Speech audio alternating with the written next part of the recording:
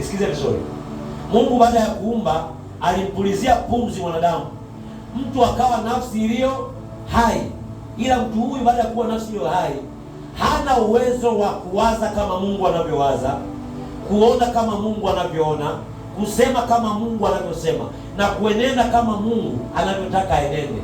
Ni mpaka mtu huyu mwenye nafsi iliyo hai iliyotokana na pumzi ya Mungu iweze kuongozwa na Roho wa Mungu. Ndio maana Roho wa Kristo yupo tunapoamini Injili ya Yesu Kristo, anafanya makao ndani ya muamini. Katika Agano la Kale Mungu alikuwa anawatembelea watu wake. Uwepo wake ulikuwa hujaambatana na watu wake siku zote, si ndio? Alikuwa anatuma malaika wake, muda mwingine anatokea katika namna tofauti. Ila katika Agano Jipya Mungu uwepo wake hauendi na kurudi. Uwepo wake umekuja kukaa na yule anayeamini milele na milele. Roho wa Mungu amefanya makao ndani ya muamini.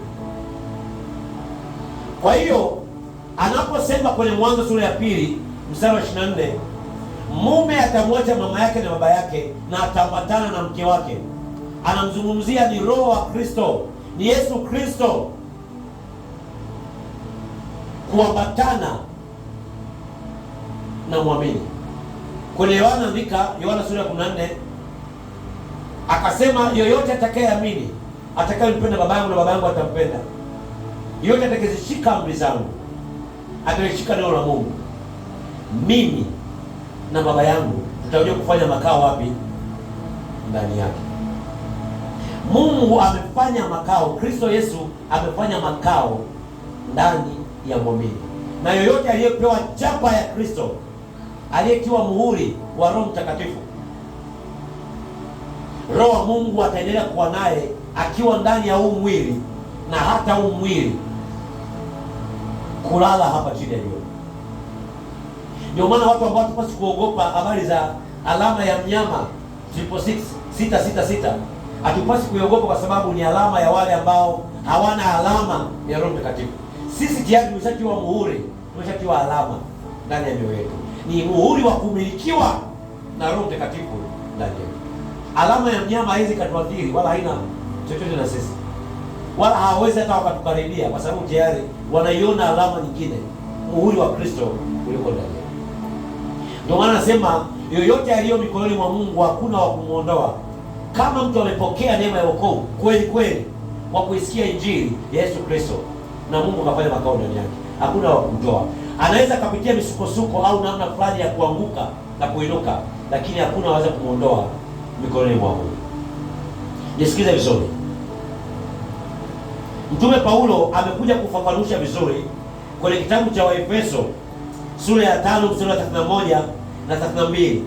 Anasema, kwa sababu hiyo mtu atamwacha baba yake na mama yake. Ananukuu Mwanzo sura ya 2 mstari wa 24. Atamwacha babake na mama yake, ataambatana na mkewe, na hao wawili watakuwa mwili mmoja. Mstari wa 32 anasema, Waefeso sura ya 5, siri hiyo ni kubwa, ila mimi nanena habari ya Kristo na kanisa. Siri ya mtu kuambatana na mke wake ni siri ya kanisa na Kristo. Bwana Yesu asifiwe. Kumbuka Biblia imeandikwa katika mafumbo, katika parables, katika lugha ya mafumbo, lakini ndani yake uhalisia ni Yesu Kristo ambaye amekuja kujifunua. Namna ambavyo manabii walimwandika katika Agano la Kale hawakuweza kupata picha halisi, kwa sababu Roho wa Mungu alikuwa hajafanya makao ndani yao. Biblia inasema kwenye waraka wa kwanza wa Wakorintho sura ya 2 mstari wa 9 mpaka 17, mambo ambayo macho ya wanadamu hayajawahi kuona, wala hayajawahi kuingia kwenye moyo wa mwanadamu, wala kusikika masikioni mwa wanadamu, mambo haya yanafunuliwa na kufundishwa kwa Roho wa nani? Wa Roho Mtakatifu. Mstari wa 16 anasema, ni nani huyo anawezaje kumfundisha Bwana? Lakini sisi tunaye Roho wa nani? Wa Roho wa Kristo. Kwa kuwa Roho wa Kristo amefanya makao ndani yetu, anatupa uwezo wa kuyajua mafumbo yaliyoandikwa katika Agano la Kale kwenye maandiko. anatupa uwezo wa kumwona Yesu Kristo katikati ya mistari ya maandiko. Fumbo la ndoa na kanisa ni fumbo la Yesu Kristo na mtu anayemwamini aliyefanyika kuwa ni familia au mwana wa Mungu. Nisikize vizuri. Mungu anawaambia wana wa Israeli kuwa wamekuwa ni makahaba, wamekuwa ni malaya kwa kufanya uzinzi na miungu mingine ya kipagani.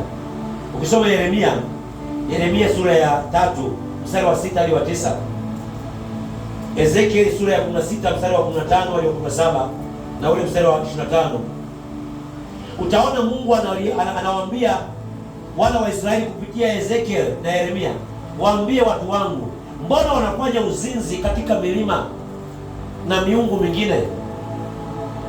Mbona wanafanya ukahaba? Lugha ya kimungu ya kuhusiana na mwanadamu ni lugha ya kimapenzi. Mungu hajawahi kujifananisha na jambo lolote lile zaidi ya kujifananisha kati ya yeye Kristo Yesu kama ndiye mume na kanisa lake ndiye mke. Ni kwa nini? Ni kwa sababu kama ilivyo mapenzi, ndoa, mke na mume, kama ilivyo mahusiano inachukua moyo, inachukua nafasi kwenye moyo, ndivyo Mungu mahusiano yake yetu na sisi yanachukua nafasi kwenye nini? Kwenye moyo. Ndio maana mtu akimchiti mwenzake katika ndoa, kuna namna anasikia maumivu. Bwana Yesu asifiwe. Kuna namna mtu anakuwa na wivu ndani ya moyo wake. Ni kwa sababu gani? Ni kwa sababu moyo umepewa kupenda, moyo umepewa kuhusiana. Anaposema mwanangu, nipe moyo wako, linda sana moyo wako, anaposema ufanye moyo wako uwe wa Kristo, anamaanisha hivi: mwanadamu anaweza kawa kitu chochote kile wakati wote ule. Tumeona hata wapenzi, hata mke na mume, hata watoto na wazazi, hata wanandoa wanakuwa kitu chochote kile. Kwa hiyo mahusiano kati ya mwanadamu na mwanadamu hayaaminiki, sio 100%. Hayana garantii 100%. Mahusiano yenye garantia 100% ni mahusiano kati ya Baba wa mbinguni, mahusiano kati ya Mungu, ya Yesu Kristo na kanisa lake, na mtu anayemwamini Yesu Kristo. Tuko sawa sawa? Kwa hiyo Mungu anapowaambia manabii akina Yeremia na Ezekieli, waambie wana wa Israeli, kwa nini wanafanya uzinzi? Kwa nini wanafanya ukahaba kwenye milima na miungu mingine? Anamaanisha kwa nini mioyo yao haifanyii ibada? Kwa nini mioyo yao haiwasiliani na mimi? Katika kila mahusiano lazima kuwe na mawasiliano, sio? Dalili ya kuona mahusiano haya hayana uhai, tutaona mawasiliano yanafanyaje? Yanapungua. Lazima kuwe na hali ya kusikilizana, lazima kuwe na hali ya kuaminiana, lazima kuwe na hali fulani ya ukaribu. Tutajua kama mahusiano haya yako sawa. Tukiona tofauti na haya nazungumza, tutaanza kudoubt kuna kitu hakiko sawa. Ni aidha cha rohoni au cha nini? Cha mwilini. Nisikize vizuri. Mungu anamwambia nabii Hosea, kule Hosea sura ya 1 mstari wa 2. Anamwambia mtumishi wangu Hosea, nenda sehemu fulani katika nyumba fulani, utamkuta kahaba anayeuza. Nenda kamtolee mahali, alafu muoe awe mke wako. Nisikize vizuri. Hii sio andiko la kusema kwamba mbona Hosea alioa kahaba na mimi mtumishi wa Mungu acha nikawe kahaba. Hii ilikuwa ni fumbo. Hosea amekuwa ni kama ni mtumishi wa Mungu mwaminifu, kama Yesu Kristo au Mungu alikuwa mwaminifu kwa taifa la nini? La Israeli. Lakini yule mwanamke kahaba aliwakilisha ni taifa la Israeli ambalo lilikuwa sio mwaminifu mbele za Mungu. Liliacha kumtumikia Mungu likatumikia miungu mingine, likawa nafanya uzinzi na uasherati na miungu mingine. Mtumishi wa Mungu mpaka mafuta, watu wote wanamjua kwamba huyu nabii wa Bwana. Mungu anamwambia toka, kamuoe yule kahaba, kamtolee mahali. Hosea anaenda kumtolea mahali kahaba, anamuoa. Kumbuka maandiko yanasema, kusoma kitabu cha Hosea, akiwa yupo ndani na tayari wana familia, yule kahaba alikuwa anamwacha Hosea ndani, anaenda anafanya ukahaba. Hosea anatoka anamtafuta, anamkuta kwenye madanguro anajiuza. Alikuwa ni expensive kahaba, sio kahaba wa 200. ni professional, watu wakuu wafanya biashara na watu wa siasa wanamjua, ndio wanamtumia. Hosea anatoka, mtumishi wa Mungu anamkuta mke wake yupo na wanaume wengine. Yule asema Hosea akawa anamchukua, anampisha nyumbani, anambia twende mke wangu nyumbani. Alikuwa mpigi makofi, alikuwa mtukali. Ilikuwa ni fumbo la uvumilivu wa Mungu juu ya taifa la Israeli. Kuna wakati wanamtumikia Mungu, kuna wakati wanaenda kufanya uzinzi na miungu mingine, ibada za kipagani kwenye milima na kwenye mapango.